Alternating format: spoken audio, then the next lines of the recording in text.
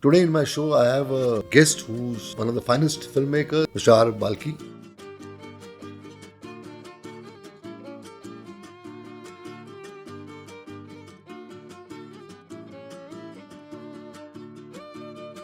In your masterpiece, that's Cheeni Kum. Half an hour or something, I was narrating the script. No reaction, no laughter. Then I suddenly realized I'm narrating to Amitabh Bachchan in Amitabh Bachchan's voice. My very first shot of Amitji, when he's firing the chefs, he was shouting at them. And shut that bloody phone off! I looked at him and I said, this. What do you think? You want me to fucking have no expression, no damn stuff? You just want me to stand there and say, hang your Bachchan साहब को एक 10 साल के बच्चे में create करना. Abhishek was being very serious. He was saying wise things. And Amitabh Bachchan was pulling his leg and was talking some nonsense. I said, who is the son? Who's the father in this entire thing? I don't know. So if I ever get an idea, I must. इसका पति तुम्हारे पेट में, तुम्हारा पति इसके पेट में, और मेरा पति तुम दोनों के पेट में. I must reverse their roles. Vidya was the more interesting part. I said, do one. Just come one day. She saw Amitji with the makeup coming out of the room. She looked at him, she had tears in her eyes. I want to do this film, yeah. Sir, Gauri and you have been in production together. She's made a brilliant film called English. Shridevi. Why India, not the India? I have never seen a person transform in front of the camera more than Shri. Shri would sit in a corner, almost like, she's lost in somewhere. As soon as you call her for the show, camera on, she will turn into something else. Sir, Kian ka new age marital drama. I had this thought. What if Amitji had stayed at home and Jayaji was the star? And then you come up with PadMan. How can one think on is subject by if entertaining film ban sakti? Where would you get a chance to do a mainstream film with sanitary napkin as the hero? Co-starring Akshay Kumar, starring Sanitary. हमारी जो next generation मेरी जो next generation उनको ये पता नहीं कि राज कपूर कौन था उनको पता नहीं देवानंद कौन था. We have a problem here in doing all these documentaries. We want to say only the good things. Everybody can't be so great, yeah? You will only be interested if you're a flawed human being. People want to know how a great man was human, not how a human was a great man. As an industry, we're not evolved to do documentaries, we're not evolved to preserve history. We have a one-dimensional way of looking at people. We need a...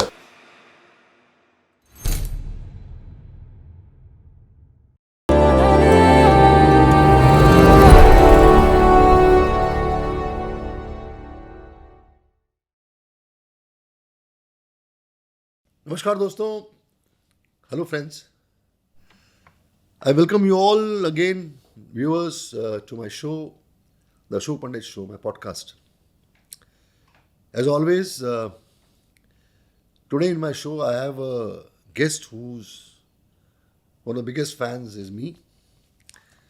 One of the finest filmmakers, a great human being, has made brilliant films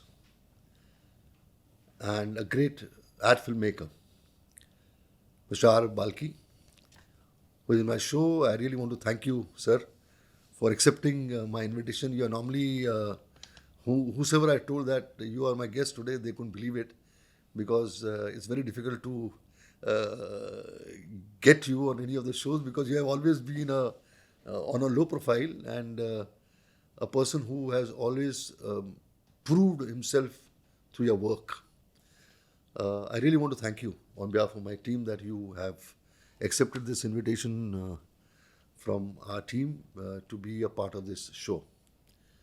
Thank you, Ashok. Thank you for calling me. It's a pleasure to meet you always. Yeah, the energy is matched. The energy is absolutely matched. I really want, in fact, people also would like to know, sir, how did Cheeni Kum happen? How did you think of this idea? How did you think of this concept and how did you think of Mr. Bachchan playing that role? See, because I was telling stories every day, I was not thinking of some film idea that I wanted to do ever because it was getting fulfilled every day. But one day, I think it was Amitji's it's possibly Amitji's first ad after he came back. Okay. After the old BPL days and he came back to the... It was his first ad, which was for Parker Pens. Yeah. I remember that. With Janelia's first introduction to the camera. I think sometimes ignorance is bliss. I feel Cheeni Kum happened just like one day we were just doing I had done the Parker ads with him. I had written the Parker ads. Yeah. So I'd met him for the first time in my life. Huge fan. Through the ad. I had written it. he looked at me somewhere, then he said something to me and left. And something like, good, nice script, something like that. He went. But there was some correction, I don't know why. His agent, Sunil Doshi was his manager. Yeah. His manager gave me his number saying, Amarji would like to talk to you after the ad. So after the ad, I said, good ad, Balki. Because what happens in advertising film, it is the writer, it is the advertising agency that owns the film, not the filmmaker. Yeah. Filmmakers execute what the agency has written. Yeah. So everybody talks to the agency. So when he had done that, I was very thrilled. That evening, I had gone to see one of his films called, I think, Dev, at Metro. I remember this very clearly.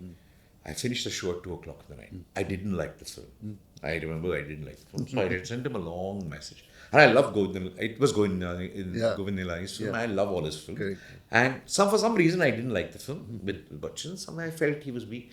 So I don't know what I wrote. I wrote a long message about, you know what Amitabh Bachchan is, and this is what Amitabh Bachchan is to me. How can you play a role like this? Some like a fan I wrote. Correct. Not as a filmmaker, but I wasn't one.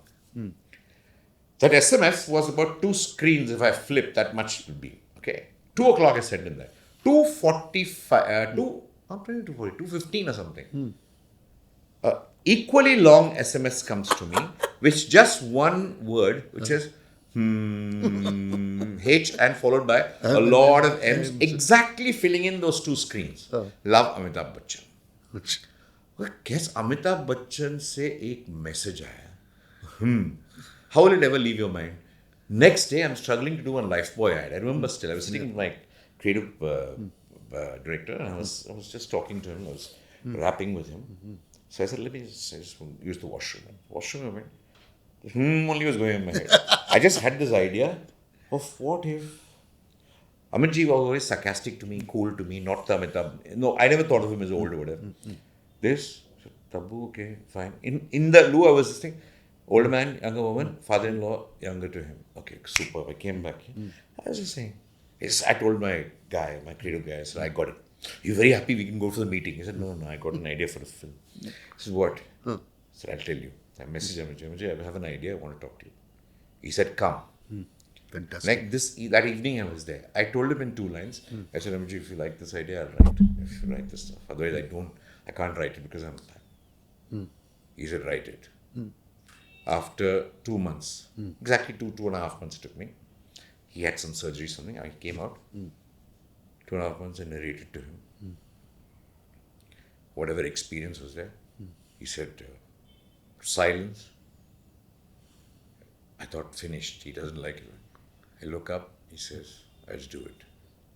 That's how it happened. I told Tabu, she was in LA at that time. She came back. She loved it. If one of these 2 had said no, I couldn't have done the film. It was just luck that I just told Amarji this, I told her this, and they agreed, and it went on. What did you narrate, Bachchan? The script.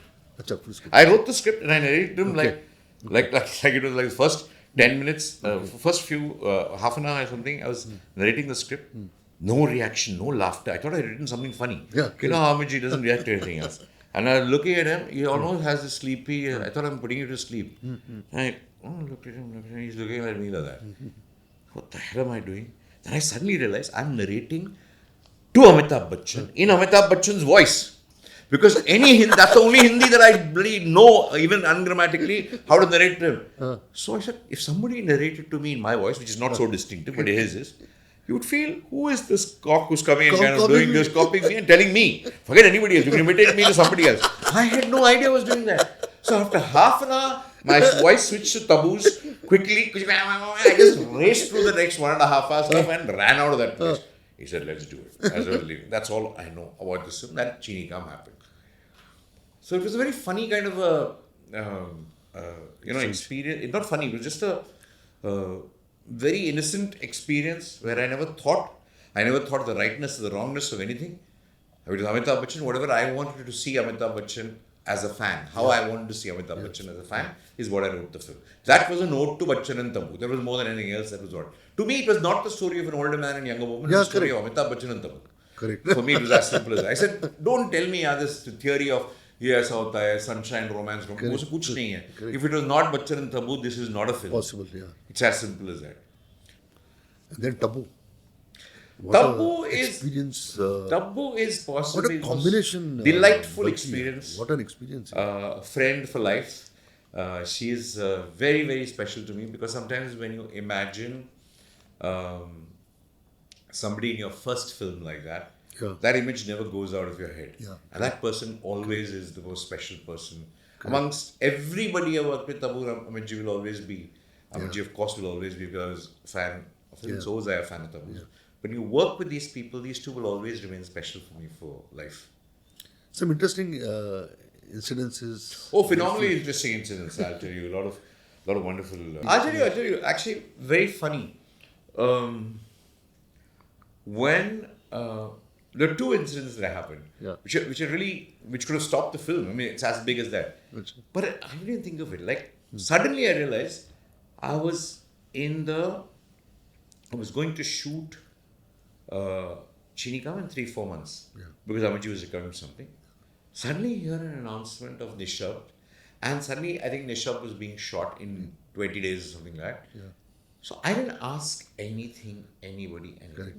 Nishab came, I saw it. In fact, Ramu actually called me to see the Nishab. I said, fine, I saw it. I went on shooting Cheeni Kum. Correct. Went shooting. Ramu told me this much later. He told me, you know what happened, Balki? I said, Ramu, what made you shoot this? He said, see, one day I had gone to meet Aji. He narrated the story to me. Only Ramu can do this too.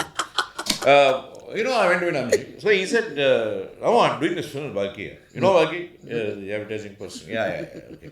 So I'm doing this film with a romance story and playing this younger person. So Ramu said, you know what I did? I said, Amaji, no. Why are you playing just young? You should play really young romance. I think like a Lolita kind of thing. We should do all this stuff. Let us do it. Amaji got excited, but he said, okay, let's do it. But let's do it very fast because I have to start the other film. And nobody ever thought, how can you do two romances? No, it didn't strike him, nobody. Correct. So, this happened, and the film came out, whatever happened.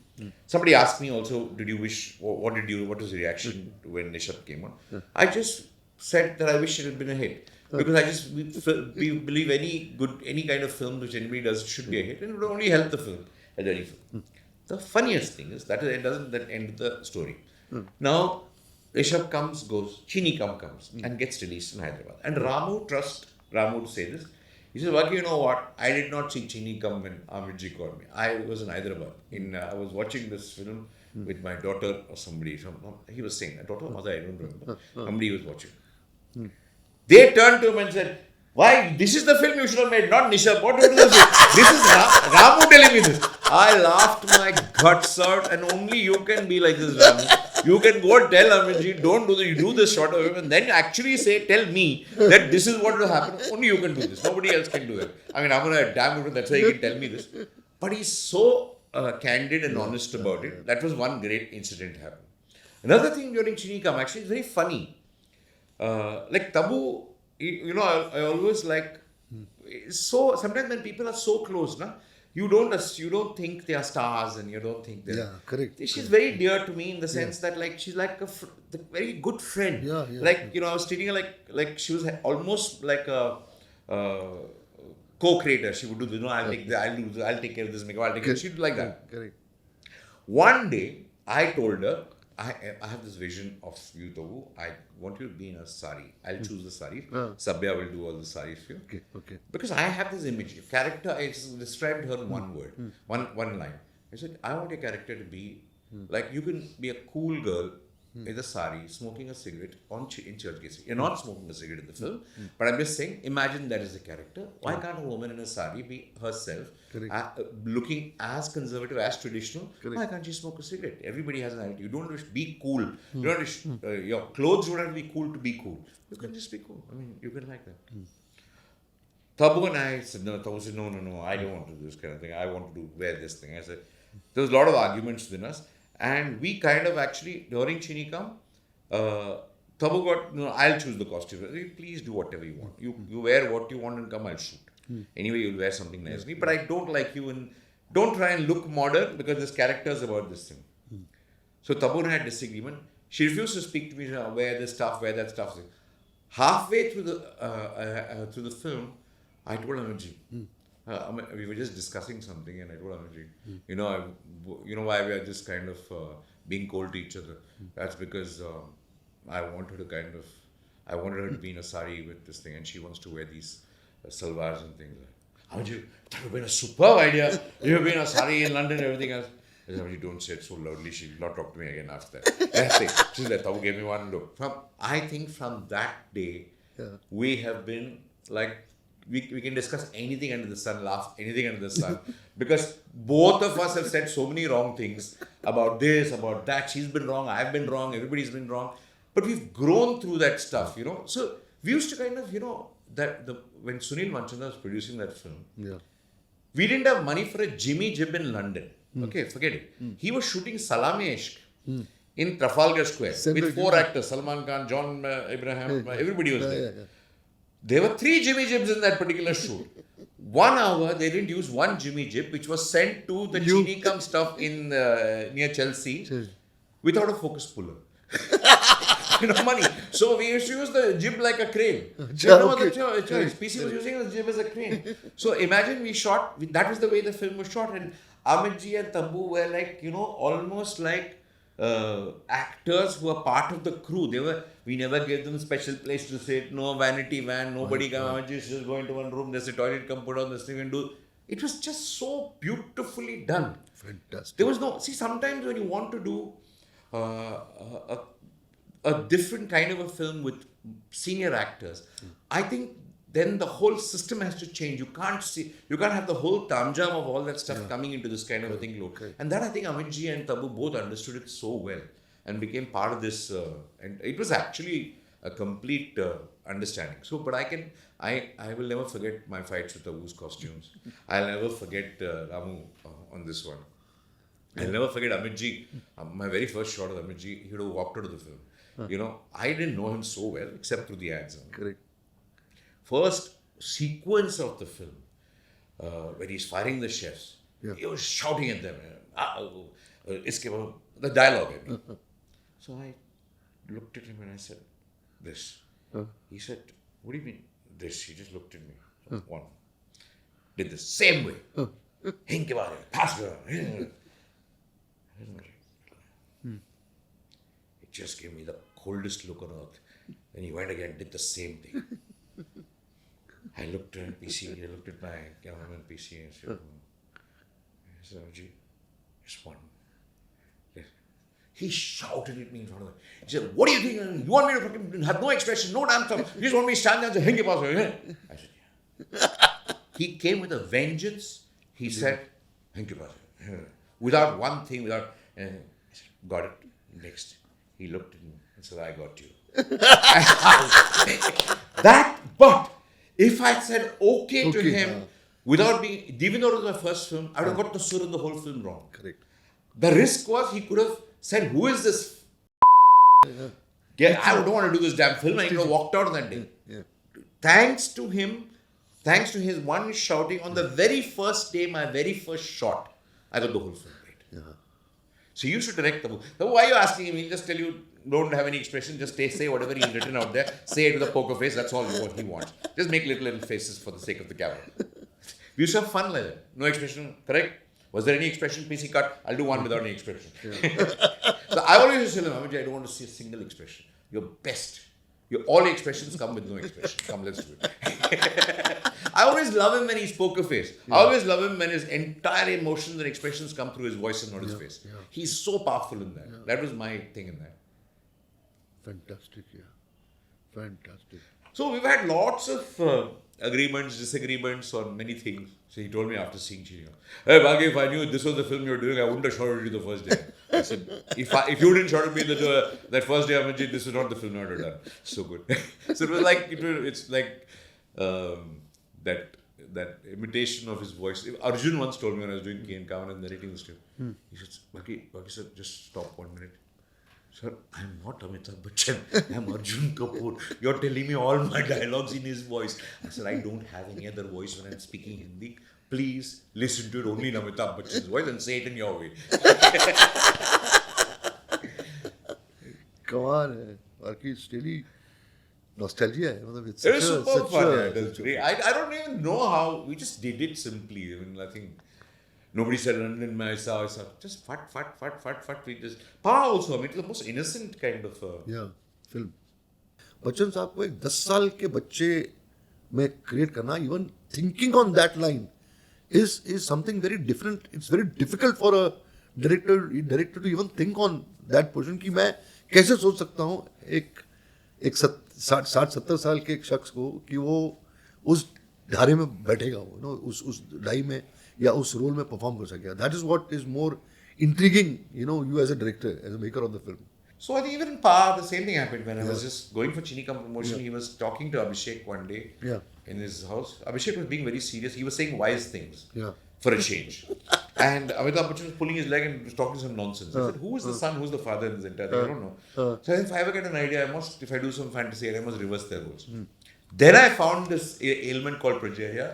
And I used the stuff, and that's how I did that. There was just one interaction, I saw them behaving. That's when the idea struck me. Even there also, I did not think how we are going to do this. No technology was there. There was no budget at that point. I just said, okay, we'll make Amitabh Bachchan a small boy. How? We had no idea. Only thing I knew was prosthetics and how progeria. I had done a lot of research in that, so I got the best prosthetic artist. But when you look at Amitabh Bachchan, the prosthetic is scary. He can't be. If my cameraman had not, during the trial, jumped on a table, used a 8mm lens for a still camera, and went upstairs to make his whole body short and his head big, that film wouldn't have happened. That one accidental shot of the lensing. So if you see Pa, the whole film is always stockish with a wide angle lens. Otherwise, he won't look so. We didn't have technology at that time except this. So it was just sometimes you do something blindly, and when luck supports you, which is the most important thing in this business, any creative business, you need the luck, you need the idea to drop in first, and the idea to be executed. If you have that luck on your side, I think that's what happened. Sometimes luck runs out, sometimes luck happens, sometimes luck. So it's that roller coaster that goes on in this industry. Sir, you started your career as an ad filmmaker. You went to institute to learn filmmaking, but you came out of it. I want to hear the story from you only. No, I wasn't an ad filmmaker. I was in advertising, and advertising is all about, thinking of ideas for products, so that you can tell some stories about them and make a film. But I had no clue what advertising was. I was born and brought up in Bangalore. I am a South Indian. I'm a Tamilian, but I was in Bangalore. I had gone to the Chennai Film Institute. I was interested in films always. So after my college, I didn't know what to do. So I went to the Madras Film Institute. That time it was the Madras Film Institute, and I had applied for the director's course. I got in, but some I didn't like the way there was an interview there. But the questions they asked me were so theoretical. And I said, no, I don't want to learn filmmaking. I don't want to learn the theory of all this kind of stuff. Filmmaking is a feel. For me, it was always about Ilayaraja's music and that kind of visuals. And it was all feelings. And it was nothing about theory. I didn't want to learn the science of filmmaking. I didn't want to learn.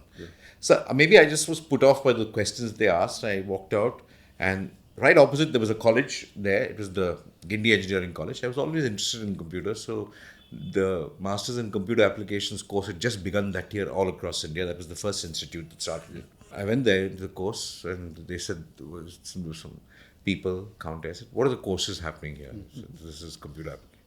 So can I get a form? So I went and applied for the stuff. So I went and studied there for 3 years. I never passed on because I just played a lot of cricket, watched a lot of films. I used to go to the British Consulate, I used to go to the American Consulate, just sit there and watch all kinds of films and bunk college because I was interested, but I wasn't again interested. I'm a bad learner in the set when taught like that, But when I want to learn, I learn. But when I'm forced to learn, I don't learn very well. That has been my personality. So I kind of, though I enjoyed it, I never attended classes. So I just went. One day in the newspaper, there was an ad, and you will be more familiar with that. At the end of every Bunyad episode, there used to be a logo that came. It was so that logo with that thing, some mudra was written and said in 100 words, tell me the person you are. And I looked at it, I said, oh God, Ramesh P is asking about who I am in 100 words. So I quickly wrote. I had no idea Mudra was an advertising agency, what it was, what advertising was. I had no dreams of being in advertising. I didn't have a clue. So I wrote this paper. Somebody called me for 100 words. I mean, I was so happy somebody was asking me who I was, so I wrote it. So they called me and they said, why are you here? I said, I want to meet Ramesh Sippy. Then he laughed and he said, why do you want me to Ramesh Sippy? I said, that's what I thought was. He said, no, this is an advertising agency. Ramesh Sippy, we have a production company called Mudra Videotech, which produced Bunyad. So that was what it was. I said, oh, okay. We're an advertising agency. Would you like to join advertising? I said, I have no clue about advertising. That time was a Halo shampoo, which is a favorite ad. I used to love Kitu Gidwani's hair kind of flying out there with that music. I said, I like that. I said, you like, yeah. So would you like to come and just spend 6 months in Ahmedabad with us? That was the beginning. I didn't know that they were doing a trial program for a vision they had of Mica. Okay. I had no clue. Mica came much later. So we were 6 guys who were called to a flat in Mathura. We were given a video library membership and we just watched 180 films in the 6 months. I just kept on watching and talking about them, whatever. So I was anyway interested in film. For me, to the holiday 6 months. Came back and to a new office they'd opened in Bangalore, and I began my advertising life. And I had always, when people had asked me, how do you think you'll ever make feature film? I always told people I always want to make feature film. I said, one day when I'm kind of walking on the road in MG Road, somebody's going to come with a suitcase and give me that suitcase and tell me go make a film. So I joined this advertising agency, and after 1 week, there was a guy with a suitcase. The client, he came to the thing, it was my manager in the office. He said, I want an ad for this thing, and he wrote an advance of a check and gave it to him. So the manager came to me and said, okay, we need an ad to kind of. I said, oh, lovely. So I wrote the ad, and I said, this is exactly the same dream. I have an idea. Somebody's coming with a suitcase of money. So I give an idea. It benefits him, benefits me. I'm happy. Both of us are happy. So I've always looked at advertising as the fulfillment of that dream, which I for things said. So I got addicted to advertising. I love telling stories. I understood the brand. I understood all of our brands very, very early. So I was writing in advertising. And I became the creative head of Lintaz, and I became the chairman of Lintaz. But after 14 years, I met Ramesh Sippy at a function. In an advertising function. Okay. And I called him and I said, hello, Ramesh, I'm a huge fan. But do you know why? I don't know whether to be thankful to you or eternally kind of curse you, but because of you, I'm in advertising. So what? Because I think this is before Cheeni Kum. Okay. So I'd told him, and he said, how hard? I told him, he was laughing his guts out. I said, who knows? I mean, I made films much earlier, and but I'm just so addicted to advertising. I never saw the need to tell stories because anyway, my stories were being told through brands. So I was writing. I never shot an ad. Till there was one ad, Hamara Bajaj, which I had to reshoot because of something. That was the first thing I ever reshot. Actually, the first thing I ever shot was Cheeni Kum. I had never shot anything. My God. I was always in advertising. I wrote advertising. I was the creative head of the advertising agency. I never really shot anything except one reshoot. But I learned so much of filmmaking because of the thousands of ads that I've done. I must have done more than 1,000 ads, but because you interact with so many directors, you interact with editors, you interact with post-production, you interact with sound, music, everything.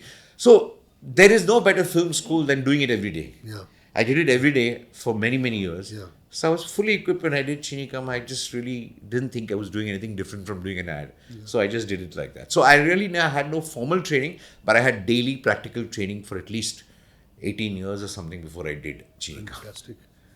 But your writing of ad films had always a meaning, message. ये कैसे होता था? I always felt most of the films which you have seen, there has to be a proper message oriented ad films. Ashok, what I always felt was there were a lot of people doing ads. We were also doing a lot of ads. Yeah. I always Daag Achhe Din. Daag Achhe and What an Idea, Sarji, and Tata D's Jagore, all this stuff happened there. Lifeboy. It began one day, and I said, listen, everybody's trying to sell products. Okay, some do it with a joke. Yeah. Some do it some do it with humor. Some do it with little, insights of relationships. Yeah. What can we give the viewer? 20% extra. Like in every product has 20% extra free. No, you go and buy that product. Correct. Biscuit packet में अगर 20% extra free है. Ad में क्यों 20% extra free हो सकता है? तो message तो you have to sell the ad, you have to sell the product. Right. But can I do something a little more than just selling the product so I can just leave a thought of that? Yeah. So it was not anything which was very noble. Yeah. It was a technique to kind of stand out, or very simply as saying, okay, like Tata Tea, for example, was Every tea wakes you up. Yeah. And every tea tells you it's the best gardens and best things and best packaging and everything. How many times are people going to believe? Can we do it a little differently? Yeah. So I said, what is the difference between Tata tea and other teas? So again, they gave me a full explanation of this tea, that leaf, this leaf. I said, who the hell knows? I'm not going to look at the leaf. I don't even know about tea. Why are you telling me something? It's like teaching quantum theory to people who are just learning the alphabet. It makes no sense. Yeah. So I said, the only difference between Tata tea and other teas are Tata versus tea. Other teas can wake you up. Tata has to awaken you. So can we do something like that? That's how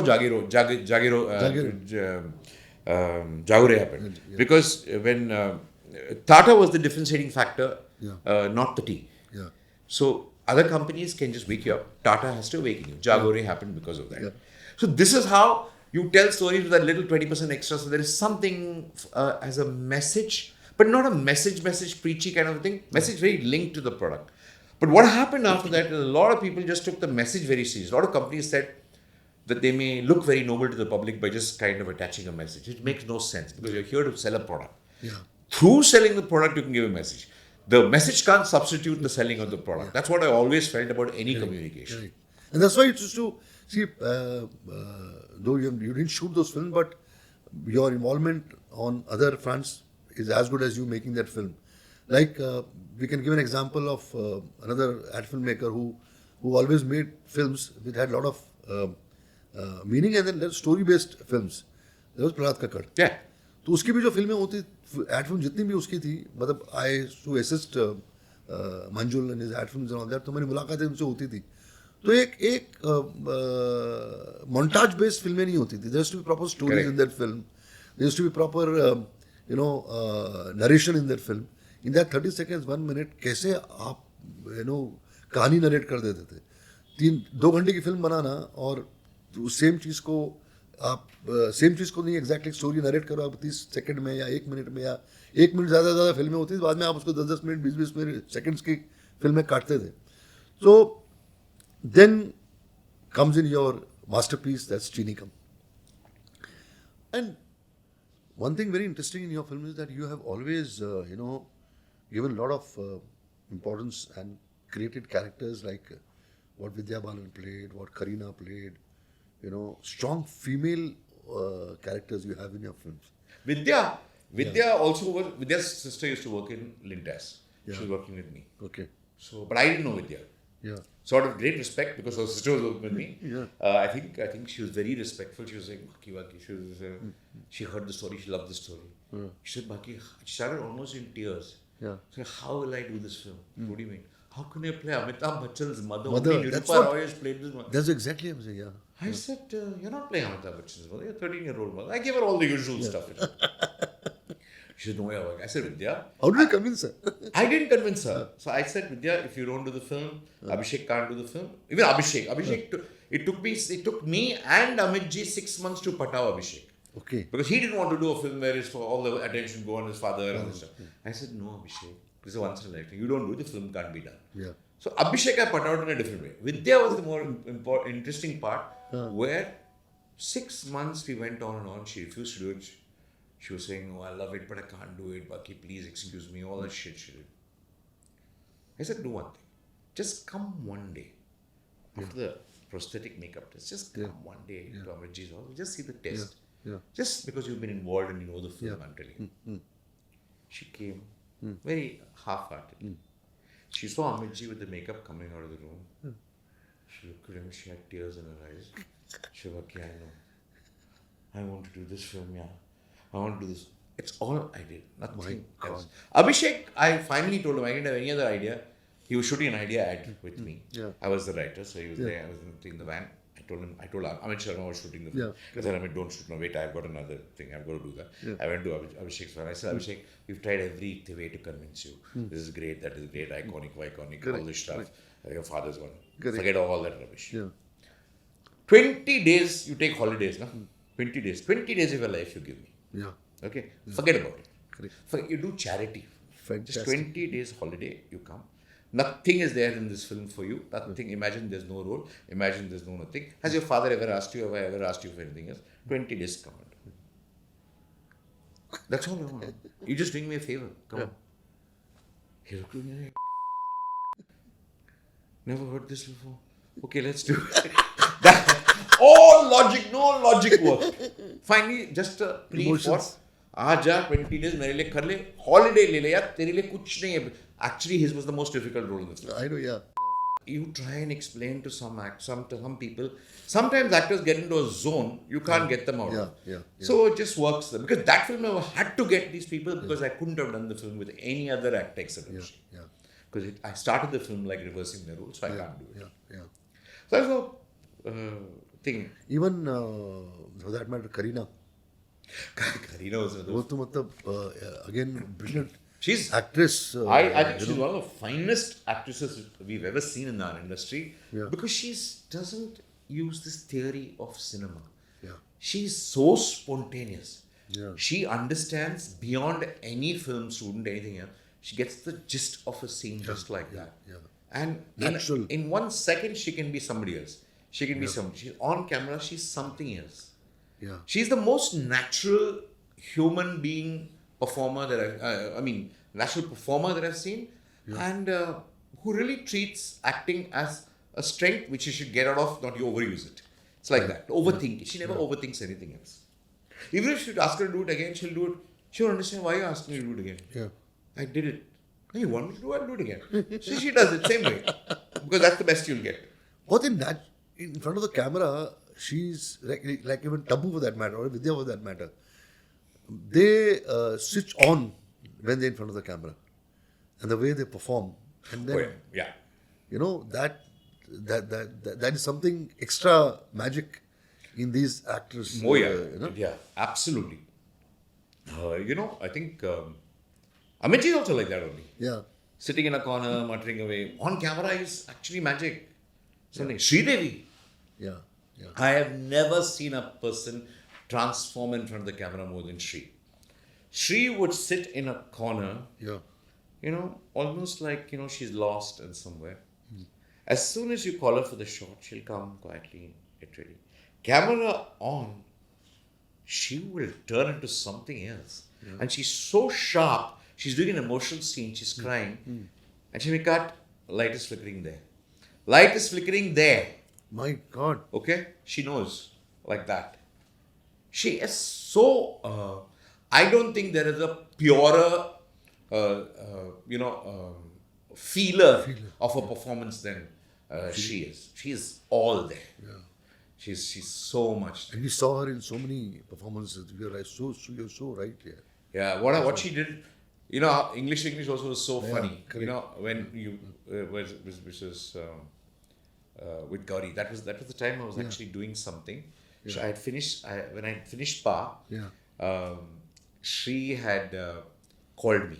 Yeah. After seeing Paa, she Okay. said, "Okay, so, I'm very sweet. I had not met her before." Yeah. Okay. Then I met Boni later. Okay. Then I was thought of an idea for Shri for something else. For Shri and I think at that time it was Rajni and Shri. I thought of a Tamil film idea, and for some reason I think it didn't work. I had gone to Chennai to meet the two of them. I had gone to tell Shri it's not going to happen, Shri, because of some other problem here. So Shri was quite disappointed when I said. But I said, Shri, anyway, I wouldn't have been able to do this film right now because another 1.5, 2 years I can't do anything. Correct. Because my wife is planning to do this stuff and we've planned to I have to produce it. And I was doing it. So she was very disappointed. She was serving me pongal and something to me at Boni's house in Chennai. And so suddenly one voice comes, what is the film that your wife is doing? Fantastic. So I was just doing this and she just asked me. And I like to just run away from that place. I was so embarrassed. I said, it's about a woman who doesn't know how her family is saying, and she goes to US and this happens. She comes back. In exactly 1.5 minutes, without looking up at her also, I just said it like that. And I continued eating. Because I wanted to avoid her face. Correct. I heard a slight sniffle. I thought some cold or something. I heard the sniffle again. And I looked up at her. She had a tear in her eye. My God. And I looked at her.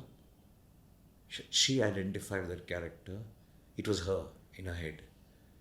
Because she was always hesitant. She always thought that the English was something that she had to master. She hadn't. She just looked at that. And I came back out of the house. I called Gauri. I said, Gauri, you found your actors. Tomorrow, please meet Shri. That time, Gauri, she was not in the film. I said, Gauri, didn't even think. I said, Shri, yeah, because she was slightly before her time. So, you like Shri, you're a fan of hers. I just meet her. Fine. She met her out of force. 10 minutes they fell in love with each other. Gauri said, I cannot. How did I miss this lady? 10 minutes they spoke. They went through something else. They became friends for life. They just were like that. It was because that film was written for her. And nobody knew it till I met her actually and had that tear. Sometimes accidents happen. Like you need luck like this to meet the right people at the right time. Films have their destiny. True. And I suppose, I realized 2-3 things very early on in life, which I somehow didn't practice after that.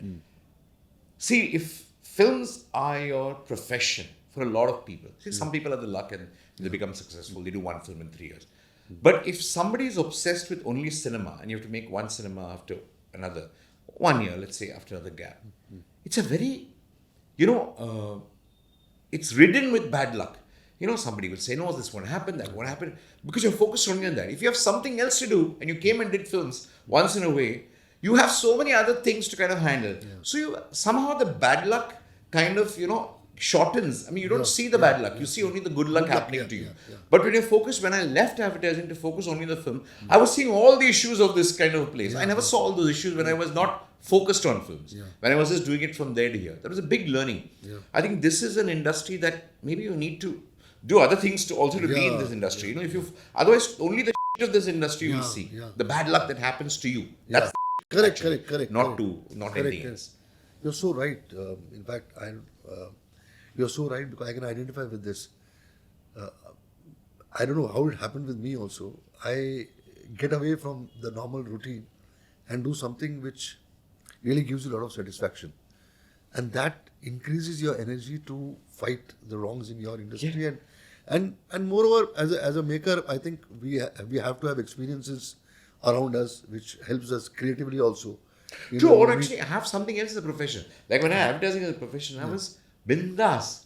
Happens, doesn't happen. But you also, I think that attitude is important where film is not, though it's your life goal, but it can't be like, without this, there is nothing else.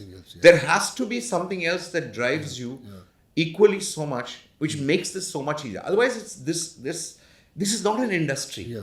This is like few people and their whims and that luck and that something, their mood that day, they're saying something right. Your life can't rest on a few moods happening.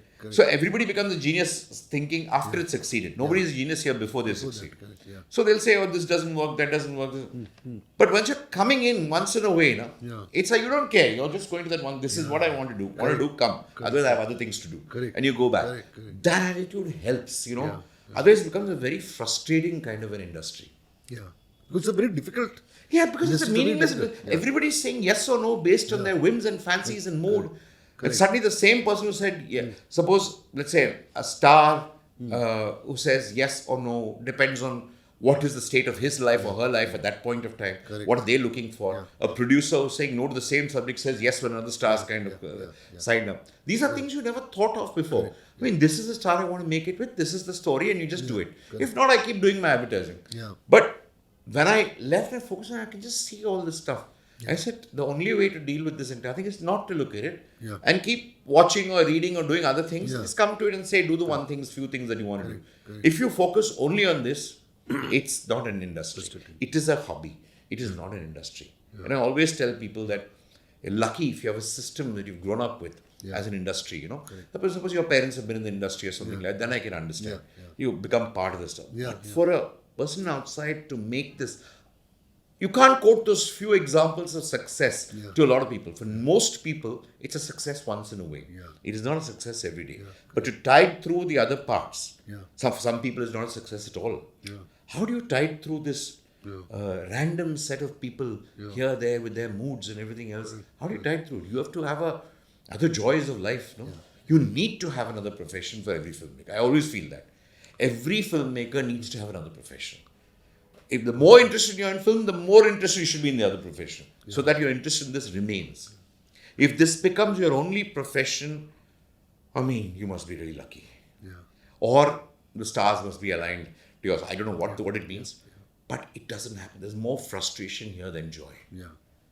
There isn't always so much joy here. Because you're dependent on so many ifs and buts around you. You start losing the romance of cinema once you deal with its problems. Yeah. You know, you can have resilience, you can fight it. Every film you have to fight it. Wherever you are, you have to fight it. Correct. But it shouldn't go to such an extreme That should not become your survival. survival, then you're dead. Yeah. If films become your survival, there is no hope in life. Yeah. You just have to, if you can open a shop and kind of sell something and treat that as a survival and do films as a, it's much better. Yeah. You know, I always tell people, I've told some students, if you're thinking of earning your livelihood through cinema, don't. Earn your livelihood and then do cinema. Yeah. Because this is not a Then your livelihood. confidence level is different. Nah? Like, You're not dependent. on You're it. not dependent. Your passion also increases because you really want to do it purely. You don't give a damn about a lot of things. You're willing to fight the battles because it's not a do or die. Yeah. It's a do battle. Yeah. I won't die because I have this. It's a do battle. Yeah. You know, it's sometimes, people in the industry always quote examples of how they have overcome this difficulty, that difficulty, this difficulty. Yeah. Not many people do. Yeah. A lot of people don't. Yeah. I always believe that there's something else which can be better. Yeah. Fantastic. And then you come up with Shamitabh, Dhanush, a surprise package. Yeah, Dhanush is a great actor. I mean, I don't think anybody needs to, he needs any, endorsement of that. But it'd be very funny, the story of Shamitabh was first planned with Bachchan and Shah Rukh. Acha. It was actually planned with that. And Shah Rukh was very excited about it. We worked on it for about nearly 6 months, 8 months, because Shah Rukh wanted to play that role with Bachchan's voice. Because it was a challenge. He was very, very excited. Correct. But then he told, because every time we met, I would narrate the film. Yeah. And it would be fully in Bachchan's voice. Correct. Because it is written for Bachchan. Bachchan's dialogue is also in Bachchan's voice. Shah Rukh's dialogue is also in Bachchan's voice. Yeah. So I think psychologically what happens to an actor is, after 6 months and some scenes, however intelligent he is, he's hearing Bachchan. So, Balki, ये बच्चन का film है या हमारा film है? ये ऐसा शाहरुख मैं क्या करूँ यार? ये तेरे चेहरे पे उसका आवाज है, उसका चेहरे पे भी उसका आवाज है. मैं क्या कर सकता हूँ? ये concept. Then he told me, okay, you have to make it a kind of a balanced kind of a thing. You're too much of a Bachchan fan. I said, I'm not a Bachchan fan more than what you are. We are all Bachchan fans in this country. Correct. But that's the concept of the film. I can't do anything about it, Shahrukh. Correct. Very many things happened. Then he said, nahi yaar. Ye mere se. Then went off after some time. Actually, we became good. We became actually friends also by this entire thing. He said, गलत कर रहा है, तो गलत कर रहा है. मैं क्या गलत कर रहा हूँ? I said, मैं नहीं करते हैं, पिक्चर नहीं करते हैं, चलो छोड़ो. I dropped Shamitabh. But then Amit ji one day said, this voice may not remain, I want to do this film. I said, Amit ji, can't do this film, Amit ji, because your face needs, your voice needs Star. another star, because the whole thing is on stardom, and you need a star to carry it off. People already know, this is a throw film. I don't think we should do this film. I gave him an example. I said, Amit ji, if I were to do this film in Tamil, I would do this film with Rajinikanth and I would do it with Dhanush. They would be 2 people carrying the stuff. We can't do this film otherwise. He said, why not Dhanush? What have I put myself into? I started like that. Then, like any filmmaker if you've written something which is innovative, which you think and is an old term, It should but stay you there want day to off. do it. Yeah, correct. So then I called Dhanush, and Dhanush of course loved it. And I love Dhanush. As an actor, Correct. I love him tremendously. He's He loved it. Then I said, okay. Absolutely, the script had to change. Because if it was Dhanush, you wouldn't have the fanfare of Shah Rukh Khan. You wouldn't have that. So I had to tone down a few things there to make it more realistic. But it was such an incredible performance by Dhanush because we dubbed the whole film first and then acted. Okay. To act in Amitabh Bachchan's voice as Dhanush is a very, very difficult kind of thing. He pulled it off remarkably. But you know what happens? Sometimes when you tailor a film for the concept and not for the throw, I should have just stuck to the concept of this was how I'd imagined it. I should never have done the film. But sometimes when you compromise on that, like Cheeni Kum, if I'd done without Amitabh Bachchan, Tabu, it would not have worked. I should have stopped it. I should have said, no, I shouldn't. That was a mistake I learned. Once you have a certain kind of a cast in your head, if they don't do it, for some reason it doesn't happen, drop the film. Because the concept is the concept plus the cast. It is not just the And concept. inspiration. Certain people also That has inspired you to write inspired it. me. So don't write it. So that was the first mistake. It's got nothing to do with Dhanush or Amitji. It was my fault to put somebody in a situation which required an outside personality of something else. Yeah. That's how films work. You can't help it. So it was my biggest mistake of doing Shamitabh was not so much casting it wrong, but I shouldn't have done it. Because I think I'd written it some other way. Yeah. That's how it was. But it was one of the biggest experience also, the joy of doing Shamitabh was Dhanush. Yeah. He was He was so incredible good in to the work film. with. He was so good. So you have a great performer who I can't do justice to. Yeah. It became like that. I couldn't do justice to him. Sir, Kiyanka is a very evolved new age, marital drama. What inspired you to make this film? Because it's again a very out of the mill kind of a subject.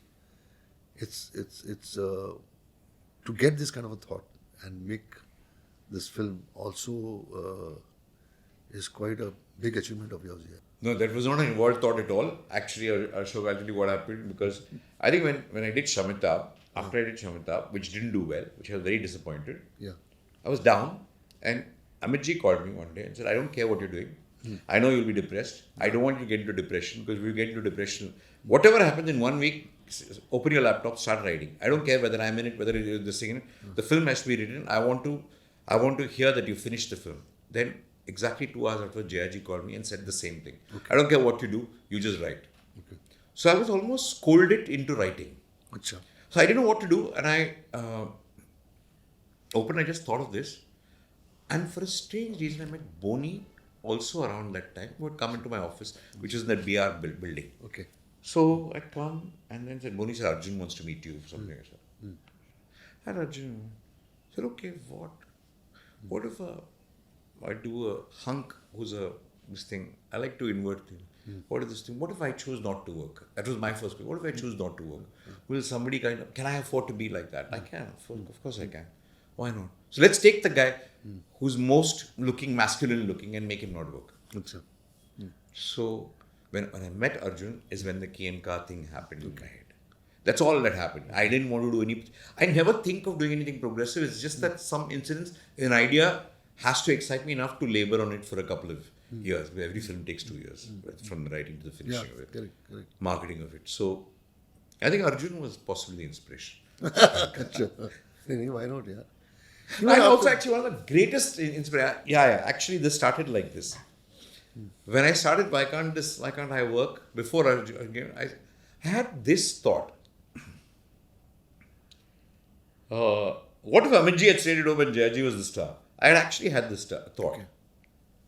And then Arjun came and I got it. But then I said I must include that as the cameo scene. And I told Amitji and Jayaji, you two people scolded me into writing. Now the price you both pay is coming and doing this stuff and reenacting what would have happened if she had worked and you had stopped. What would have happened? If you had to give up her career, not her, what would have happened? Yeah. And they were damn sporting enough to kind of actually come and do it. Yeah. But what a film, yeah. And then you come up with PadMan. Again, Where would you get a chance to do a mainstream film with Sanitary Napkin as the hero? Co-starring Akshay Kumar, starring Sanitary Napkin. Will you ever get a chance? I told Akshay exactly this. We are co-starring Akshay Kumar. Akshay was brilliant in that film, but I just felt that it was an opportunity that I just could not say no. Yeah. Because when Twinkle had called me, because she had met Muruganandam, I said, let me meet him and then kind of write the script. Once I wrote the script and I met him, I loved him. I said, okay. I don't like doing biopics. But he was such a creative guy, I don't need any creativity. But one funny thing he told me actually, he's finished the last day of the shoot, Muruganandam had come. He never interfered in anything else. He came quietly to me and said, Balki, what is that Sonam Kapoor's character in the film? I said, which one? Oh, sir. Don't worry, sir. It's just one interest value. Everything, you go back to your wife and all, don't worry. Same as your wife. He came quietly to me and says, how did you know? What do you mean? how did you know something like that happened in my life? I said, you never told me. You told me I added so much masala to it. He hid all that. I put it fictionally for the screenplay. Yeah. Okay, there must be some. I said, how can you do everything alone? So somebody must have helped you. Correct. So I wrote it as a fictional thing. Actually, it was actually true. My God. There was somebody, there was a person who helped him. It was true. There was something where he had to give. He had feeling, but he had to give it up so that for his wife back here. It was exactly true. Sometimes you discover a character's truth through fiction. So that's how that happened. That was great fun. But what a film. And Akshay was really Very good, he was. And the entire making a film like PadMan also is a big challenge. Oh, making up. It's a very big challenge. It's a very big risk also. But the way film worked and the way it became a talk of the town, people really loved it, and Akshay performed so well. How can one think on these terms कि भैया ये subject है, इस subject पे ऐसी film entertaining film बन सकती है, you know? Yeah, actually, that was the motivating force for Akshay and me. And one great thing to learn for me in PadMan was Akshay's memory. A lot of people say that he kind of holds up cards and reads, and he doesn't know dialogues. He'll kind of memorize, make people hold cards. He is the sharpest guy in the universe. You know what he does? He remembers only what he wants to remember. Correct. He says, if I can carry it off, why should I Marlon Brando used to do that now, he used to say. Correct. But in that the climax scene, 13 pages of dialogue. Okay? In the US, he was there. Yeah. Teleprompters, everything was there. Yeah. He didn't look at one thing. He made me rehearse that scene with him some 25 times. I would say it, I would narrate. He wanted to get my tone, the pitch, everything else. Okay. He memorized every word, everything else. And I'd put 3 cameras, whatever. I was willing to shoot, given it a good 1.5 days. Correct. In exactly the 13-minute dialogue, took about 15 minutes. One take is all I have. He's finished the scene. My God. One take, 15 minutes. A 1.5 day shoot in the US is over. We packed up and left in 15 minutes. Fantastic. Like thunder it was. He broke down because he's not done. He actually memorized that for 14, 15 days. He was going through it. He had to get the emotions right. That kind of fear and the kind of nervousness, that kind of interest in life, it's phenomenal. I mean, whoever says that Akshay doesn't remember dialogues, just have to see that one scene. You can't. Nobody has done a 13-page monologue in one take. नहीं. Possibly नहीं. एक दूसरा take नहीं है मेरे पास. नहीं. My God. It's really a breaking news, yeah. Yeah, it is. He's incredible that way. What a fantastic revelation है. He asked me before doing खामों का PadMan. बदनाम करके रखा है उसको. No, he's telling me, okay, you don't have to take me in the film, but I can be just producer. I said, no, I'm doing the film only because you are there, not because of you as a star. You are the only guy closest to Muruganandam, because actually both of them one way similar. Yeah. They both don't give a damn. Nothing phases them. You know, उसने बोला कुछ और, हम गाली दिया कुछ फर्क नहीं पड़ता. Nothing phases them. They are calculating the next move. They are moving. What you're saying doesn't affect them. What an inspiration. I said, that's how you are. Nothing affects you. If I shout at you or you shout, somebody's taken away something, or you, even if you gypped somebody or somebody's gypped you, both don't phase you. You are neither happy nor sad. You've got that equanimity. You're having fun. Your job is to have fun every minute. That's what Muruganandam is. Just think, the kind of suffering he has done. It's nice to tell a story, but he tells it with lot of fun and jokes. He never cared. That's why I said Akshay is right for that, not for any other reason. Sir, Gauri and you have been in production together. She's a brilliant maker. She's made a brilliant film called Vinglish. I think outstanding film. It's a win-win situation for both of you. How do you manage your scripts? I'm sure all the films which you have made, उसका भी input होगा. उसकी film में आपका input होगा. It's a very natural this thing. But दोनों के success में, how has one contributed to other? How much has Gauri played a role in your creative success? Clashes hai, ideas hai, all those kind of things which normally happen. Firstly, I don't think we both are successful, so therefore we don't look at who's played a role in. नहीं that वो मेरे पे छोड़ो ना, हमको पता है ना, audience बताएगी ना आपको. No, you're trying to be moderate यार. I'll tell you honestly, I think the only time we've really worked together is English. We never worked together. I mean, she reads my script, I read her scripts, but I don't. Otherwise, She'll have some points, I'll have some points. Yeah. And a little more, in terms of you can do that, some meetings, whatever I can go. Yeah. But otherwise, I feel that we work as completely different filmmakers. English, it happened because I was involved right from the beginning on the film, from the concept, from the casting, and I had to produce it finally because no one was willing to produce English. So Rakesh Jhanjhunwala entered my life. So English, the collaboration was a lot. But after English, I decided I'd never do this again in my life. Because it's an excruciating process being a hands-on producer. Sitting in the office and signing a check is much easier, but actually making sure every penny is controlled like it is your money. So though it was Rakesh, I was responsible. I've never done that before in my life. Good. So it is very, when you're related and you do a film for each other, or you're helping doing a film for somebody else, it is the worst experience in the world.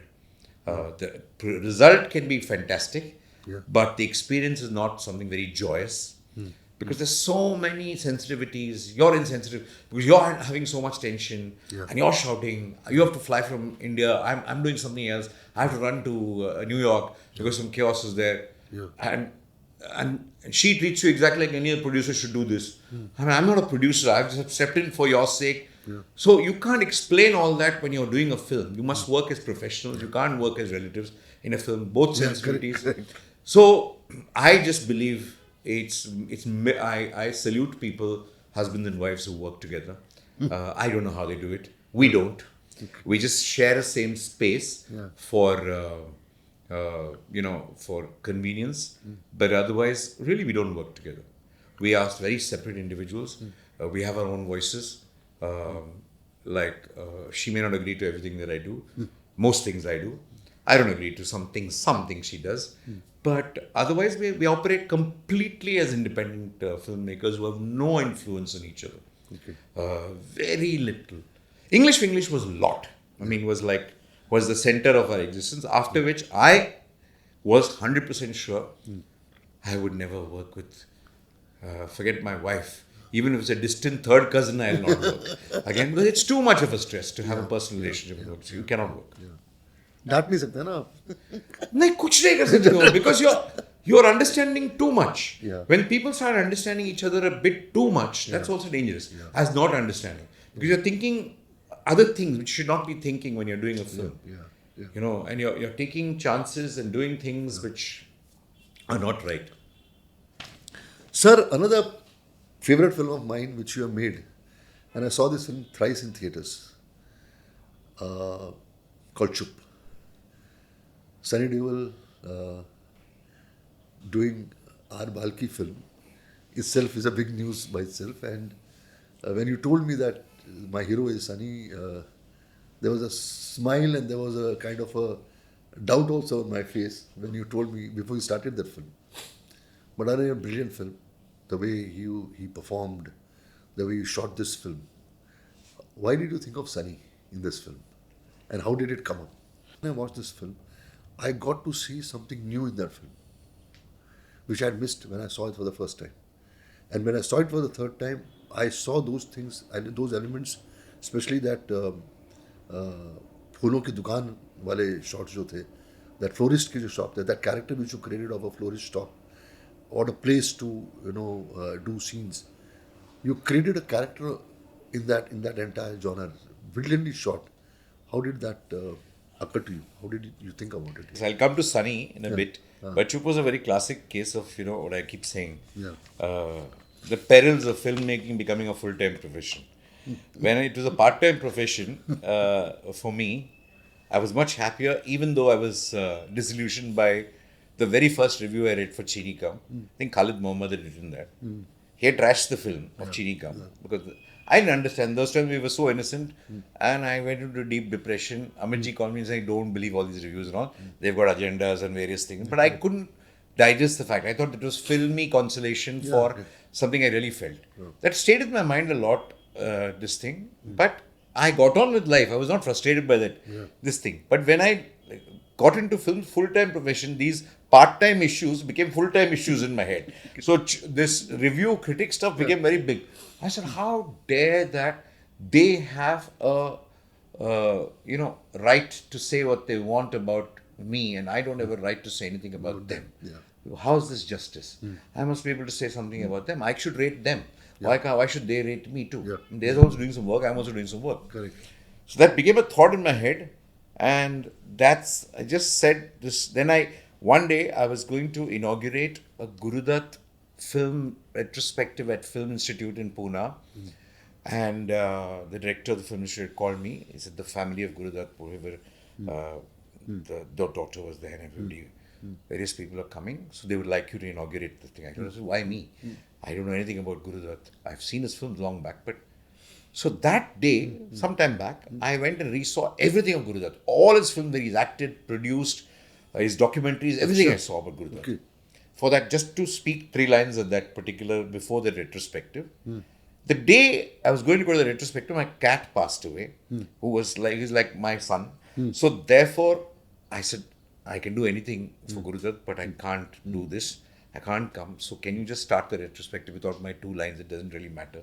Gurudutt is far more important. So I forgot about it. So when I was reading Chup, suddenly all the knowledge I had about Gurudutt came into my head because I had prepared for something else. So he must have gone through exactly the same thing. Yeah. When Kagas Ki Pool kind of thing happened. And I checked it, though the things were a little different. I said, this is the theory of an artist. What an interesting sequence of Gurudutt is there. Yeah, it was so, it fit into me.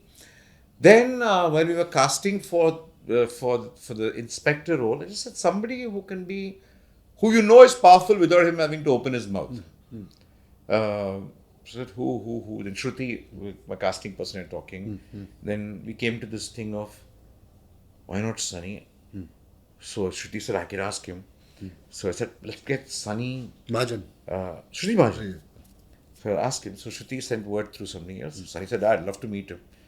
So I met him. Then actually, a very strange thing happened with Sunny. I met him, and when he said 2 words to me, I liked him. I liked him. There's something about him I really liked. Very warm. Then I told him the script. He said, this is damn different. But I have a supporting role in this stuff. I said, yeah, you have a supporting role where you never scream once also, except once in the film. Bas. एक आदमी को भी नहीं मार रहा हूँ नहीं एक तो दो ना मारने के लिए I said, that's your character, you can't do that stuff. And he's not a villain, he's a different kind of a person. So Funny thought about it, he said, chalo karte hain, I'll do it. So he came at it just out of, I think, conviction of the film more than his role. He says, I know what I'm doing. I just said, Sunny, I don't want you to act. Just come, just have the sort of full control and authority of what you're doing. Yeah. You're the thought behind this film. Okay. Then a very funny thing happened.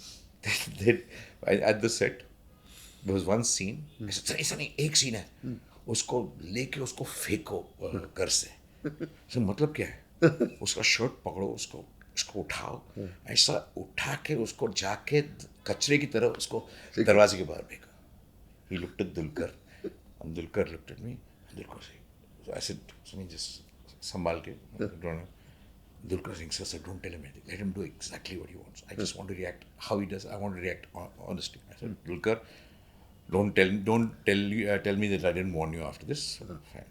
So I left them both. I didn't tell anything to both. So I said, Sunny, go for it.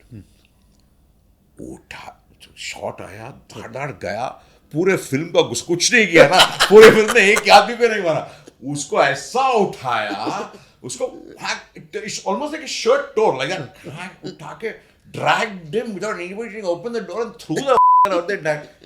Dulquer didn't know what hit him because he hasn't been manhandled by Sunny Deol in his life before. I said, Dulquer, I told you, I warned you. You said no, let him go. I briefed him. I said, be soft, and nothing. He went for it. Sunny को इतना खुश आया उस दिन क्या किसी satisfaction and one action thing and all. He loves choreography action. I said, Sunny, you only choreo. How do you want to travel? He gave me some good logic because Sunny, fantastic script sense है उसका. बाकी ये illogical है, वो गिरेगा, he'll know that stuff. I should go like that. I will do the action. I said, you do it. and choreographed it. He choreographed it like an action director. He choreographed that action.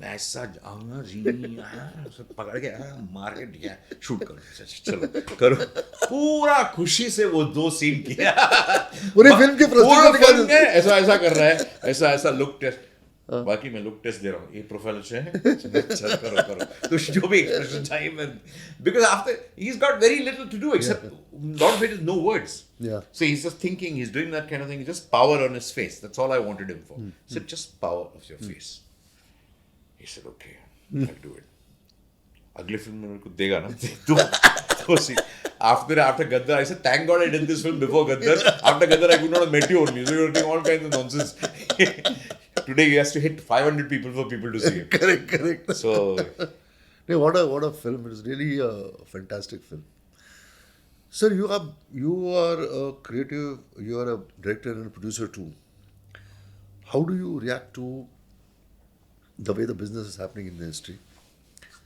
the star system, the agencies which have taken over the entire business,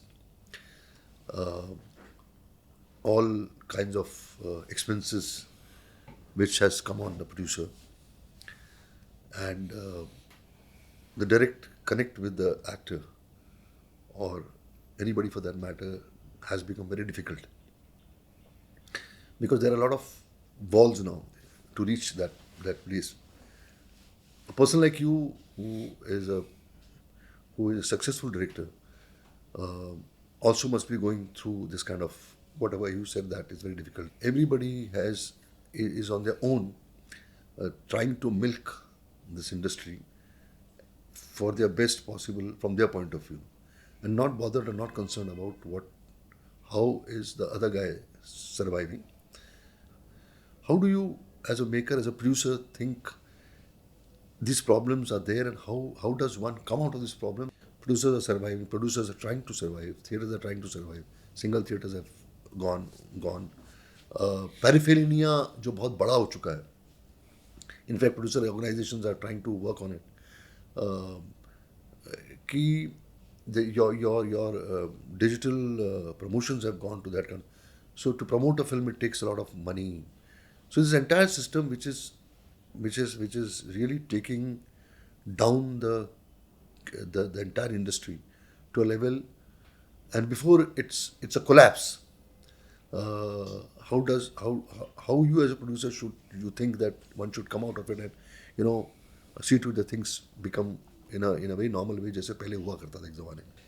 See, it's a question that everybody is asking. If I knew the solution for it, I'd kind of be a billionaire today. But the problem's at many levels actually right now. What we've done to ourselves. I'll just start with a fundamental issue. Yeah. I think the problem is more with the films that have succeeded than the films that have not succeeded. Yeah. I mean, if you see the 500, 600, 400 crores of the last 2-3 years, you'll be shocked. I mean, except for after Bahubali 2, which was a proper entertainer. Everybody enjoyed themselves, the stuff.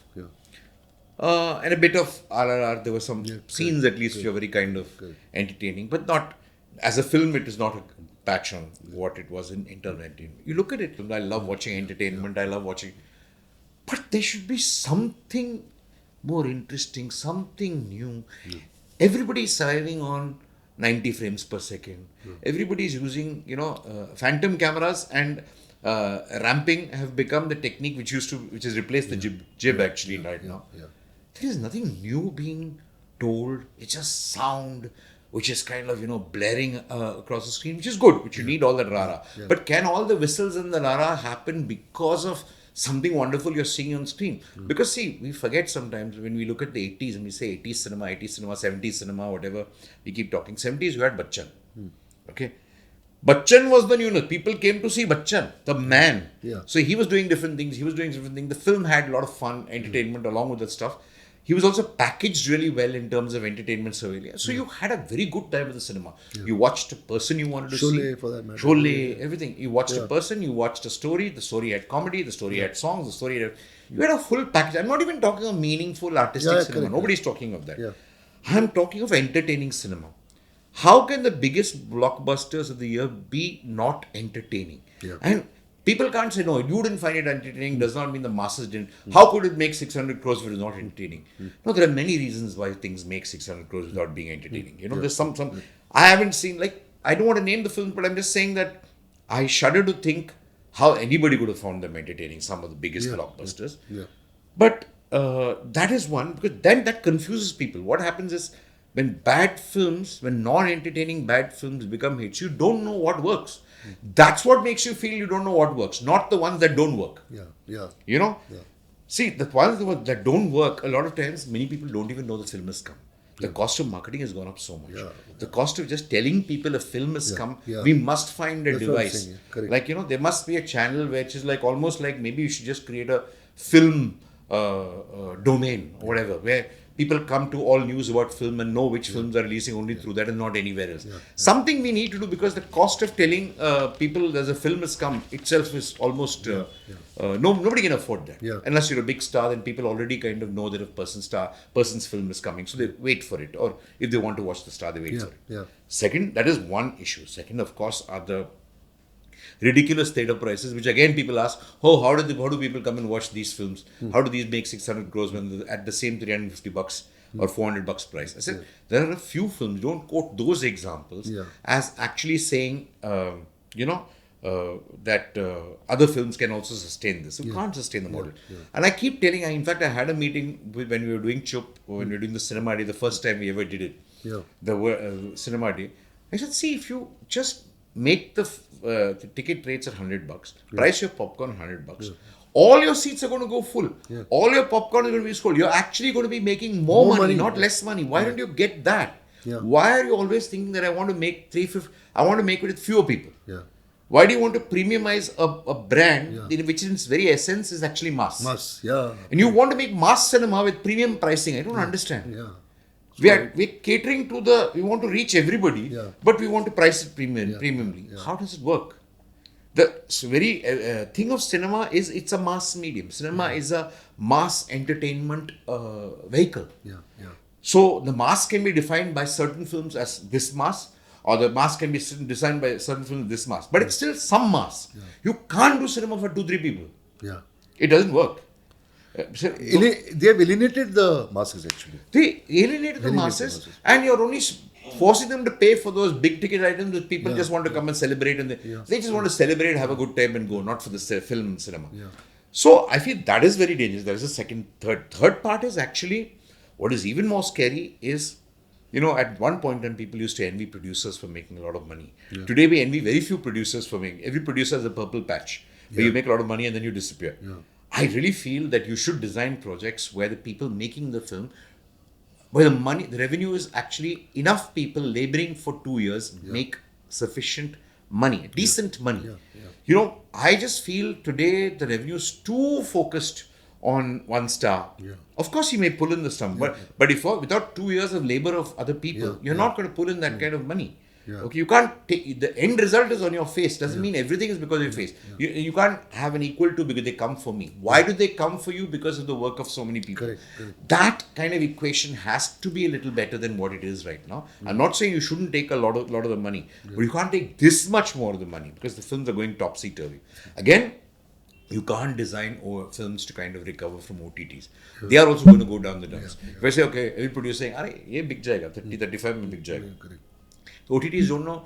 They have weird ways of kind of selecting or choosing their film based on either some data they have, based on some relationships, based on package deals they have with people. So numbers are almost astronomical sometimes. And some producers say, we don't lose money, we recover from OTT and everything else. That really is not. If you're making it for the digital platform, I understand. You recover everything that you have to kind of make from the digital platform. But if you're recovering for theatrical film from OTT, then there's something very... massive difference. Massive difference. How are they going to recover that money? I don't even know the OTT model. How they're recovering the money. Suppose that tap shuts down. When the OTT tap shuts down, which every now and then threatens to shut down, I don't know whether we are prepared to kind of recoup this investment. How do we cut costs of film? Suddenly the film will come crashing down in terms of cost when there is no other recovery model except the current theatrical model that you have. Where will you hold it? Yeah, satellite is gone. Yeah. Music doesn't sell. Yeah. OTTs are in the iffy kind of a Correct, zone. correct. Then what kind of films you make? Everything can't be, you can't have a rule like saying only the big films kind of work on theaters. No, it doesn't have to happen. There are ways to kind of make a small film. And you also. have a lot of examples where small films have worked Yeah. because of the subject and because of the content of the film. Yeah, they have, in the heydays of Bachchan, Yeah. you had Rishikesh Mukherjee's Yeah, films so with right. Amitabh Bachchan working. So right. You had Basu Chatterjee's films without Amitabh Bachchan working. Yeah. You had Amol Palekar being launched. Yeah. You had Rajni. All those things were happening. Yeah. Why can't, I think one of the really important things is for if there are stars that people want to see, if they support cinema. I'm not talking arty cinema. I'm talking of support interesting ideas in a mass kind of a level. That's going to improve cinema. Yeah. If the stars also, if the big stars who are guaranteed kind of stuff are playing regressive safe, Yeah. let me do something that, into the best of my opinion, has been done for the last 40 years, then you're not even going for cinema. I think so the biggest challenge that we have is for cinema to survive, to be interesting for people to watch. I think we need to do interesting films. Interesting films which are interesting to enough number of people. So that interest, that leap that have to be, I think stars have a double responsibility. One is to actually guarantee the success of the film. Also guarantee the newness of themes and therefore its success. How do you package? I think Amir is doing it sometimes well. I think Shah Rukh tried it in a couple of ways. But just because I think this can't be this is also a duty of people who actually dictate whether people come to the theatre. It is sometimes are the stars. They have to also push the envelope. They have to push the envelope. I'm saying slowly. Don't have to go to extreme kind of things, but I'm saying just push it slowly. Try different themes. Package it in a mass way, but try different themes. Whatever you call it, want to have songs, please have it. Want to have action, please have it. Want to have those emotional scenes, please have it. But push the envelope. Push the envelope. Rajesh Khanna doing Aradhana on one side, doing these films on one side, and second on the other side he's doing Bawarchi. Yeah. He's Well, doing outstanding thing it was. Bawarchi, nobody could believe that, and Rajesh Khanna at the top of his time, he's doing a film like Bawarchi. A non-hero based film. Yeah. He didn't have to sing songs there and all that. But he accepted that film and he saw to it that this film works. No, we underestimate what kind of, like when Gulshan Nanda Sahab wrote those stories. Yeah. Like Daag. Daag, yeah. Like, they're all very advanced, progressive films. Some work, some didn't work. But I think the cost of films have actually gone up so much more than the cost of money. The fear is a hell of a lot. Yeah.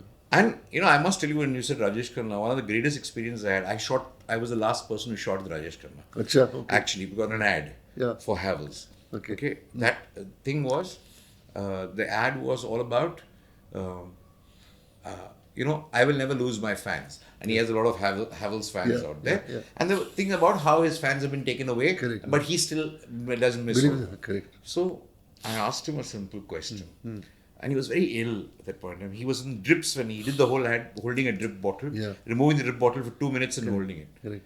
So I told Rajesh Khanna that, sir, I hope you know what I'm doing this ad. This is about Babu Mashai. You're telling Amitabh Bachchan, you can take all my fans, but you'll never take my real fans away. Correct. Okay, I hope you know that I'm making a dig on. It's a kind of a not a dig. It's just it's playing on your life of this world. And this is I'm using Babu Mashai, so there was a reference to. I hope you know. You know what he told me? He said, Balki, he smiled at me. He said, you think I would have become a superstar if I didn't have a sense of humor? A man who is dying just turns around and tells me, I know what you're doing. It is great fun to think of everything of your life, just not the good parts. Come on. Actually, do you think, sir, ki, it's not there now, present, but the time where there was a lot of comradeship, there was a lot of togetherness, there was a lot of good feeling for each other. Music directors sitting with other music directors and working together, actors sitting with other actors and discussing things about each other's work, directors sitting with other directors and discussing each other's works and trying to help each other. I remember, everybody knows about this incident where Manoj Kumar himself once told me that during the making of Mera Naam Joker, Raji was not able to crack on the line of, the role of Manoj Kumar and Simi. So he called up Manoj ji and he told him that तेरा work नहीं कर रहा line, मैं काट रहा हूँ. I'm cutting your roles in it. So you're not there in the film. So Manoj Kumar had a flair of writing. So he said, चिंता मत करो, मैं आ रहा हूँ आपके पास. So he travelled from Juhu to Chembur. He sat with him. तो बोला मैं आपको लिख के देता हूँ. तो राजू ने बोला कि तुम 24 घंटे में लिख के देगा, अगर मेरे को कन्विंस हो जाऊँगा तो मैं हाँ करूँगा, फिल्म में होगा. अदरवाइज तू गया पिक्चर से. Manoj Kumar comes back. He sits to the entire day and writes his own track of his and Simi's track in the film, and he goes and narrates the film. And finally he's there in the film. So this essence of brotherhood, this essence of taking the industry together, the family-oriented culture, साथ में बैठ के खाना, साथ में बैठ के, उन दिनों वैनिटी वैन्स नहीं होती थी. ग्रोथ ज़रूरी है, चीज़ों को आगे बढ़ना बहुत ज़रूरी है, चीज़ों का आगे सक्सेस होना बहुत ज़रूरी है, सब कुछ करेक्ट है. आई एम नॉट सेइंग कि अभी चीज़ें सही नहीं होती हैं, but do you think because of एक दूरी, एक ज़्यादा ही कुछ प्रोफेशनलिज्म हो गया है, lot of such departments have come in between ki there is no comradeship, there are no emotions, that the reason why the industry is suffering and things are not really working the way it should work. And this same elements is there in the South, where people are quite close to each other, they have that sanctity, they have their oneness, they work together and all that. What is your take on it? What do you think कि everything is right and these things are not required for a film industry to survive? No, I just feel, first of all, I think it's everywhere. It's not in the South. There's no closeness. Okay. In fact, I feel in the North there's sometimes more closeness than in the South. Okay. Actually, the South Indian industry being a very different and, friendly, and this thing is a bit... Facade. Okay. It's a facade. Yeah. Because like I say, like I'm a South Indian, I know. Yeah. I know this word which I've coined for South Indians, which is like the arrogance of humility. We have that. You can be very humble, being very arrogant. You'll say hello, sir, and they're saying that's the way kind of, it looks. Something inside. Something be beautiful. They are arrogantly humble. That's different. We are arrogantly arrogant. So that we means I'm saying the correct thing. But I think the problem more is there's just so much of content. So much of things happening. Also, there's just everything. How do you push people to watch so much? And people are making left, right, and center. And the problem is actually, the bigger danger is 2 years. What used to happen before is when you used to have silver jubilees, golden jubilees, platinum jubilees. Yeah. If I worked for 3 years in a film, or when it ran for a year. Yeah. At least it ran for 6 months. Here you're looking at 7 days.